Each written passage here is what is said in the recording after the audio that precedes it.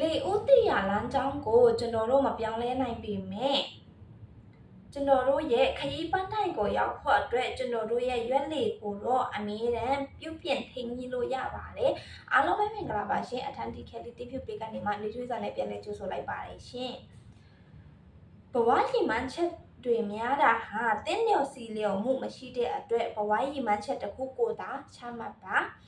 ရည်ရွယ်ချက်တွေအတိတ်ပြည့်တွေနဲ့ပြီးနေတဲ့ဘဝတစ်ခုကိုပန်တီးဖို့တဲ့အသင်သေးဖြစ်နေပြီလားဒီလိုဖန်တီးတဲ့အလုပ်ဟာတင်းကိုမောင်းနေတဲ့တင်းကိုလှုပ်ဆော်နေတဲ့ဇင်ဝင်နေတဲ့အရှင်တွေတစ်ခုတည်းမှာရှိနေအောင်တင်းကိုထိန်းပေးနေတဲ့အရာတစ်ခုဖြစ်တဲ့အန်တီမရီမန်းချက်တစ်ခုကိုရှမှတ်ခြင်းနဲ့စပါတယ်တင်းရဲ့ရီမန်းချက်ကတင်းအတွက်အရေးကြီးနေတွေ့တော့ကြီးကျယ်ခမ်းနားစရာဒါမှမဟုတ်အလန်းတွေကျယ်နေစရာမလိုပါဘူးအဲ့ဒီရီမန်းချက်ကတင်းရဲ့ကိုယ်ပိုင်လမ်းညွှန်ချက်ဖြစ်ပြီးအဲ့ဒီလမ်းညွှန်ချက်ကဘယ်ဟာအရေးကြီးဆုံးလဲ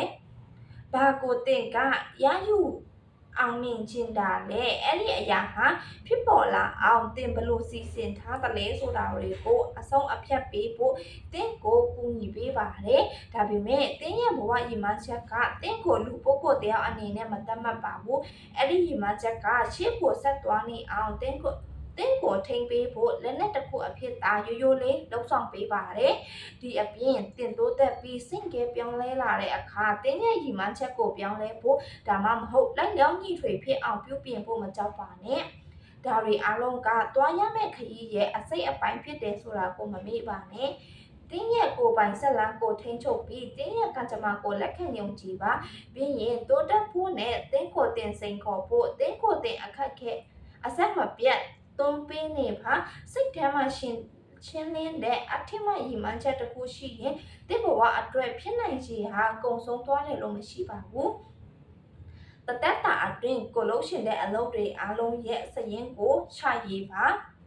တသက်တာအတွင်းတင်လုံးရှင်တဲ့အလုပ်တွေအားလုံးရဲ့စရင်တစ်ခုကိုတင်းရဲ့ဘဝရီမှန်းချက်ကိုအဆုံးအဖြတ်ပေးရမှာတင်းကိုအထောက်အကူပြုနိုင်တဲ့ရိုးရှင်းတဲ့လက်နက်တစ်ခုဖြစ်ပါတယ်။တင်းရဲ့ဆိုင်ရင်ထဲမှာပါတဲ့အရာအလုံးရဲ့ကြားကချိတ်ဆက်မှုတွေကဘာတွေလဲ။အဲ့ဒီအရာတွေအားလုံးကိုပို့ပြီးကြီးမားတဲ့အရာတစ်ခုကိုဖြစ်ပေါ်စေသလား။ဒါကိုစမ်းသပ်စစ်ဆေးပြီးတင်းရဲ့ကိုယ်ပိုင်ကောက်ချက်ချပါ။ချုံနေမှုရောက်လာတဲ့အခါတင်းရဲ့အစီအစဉ်တွေဟာမခိုင်မာတဲ့အတွက်အဲ့ဒီအစီ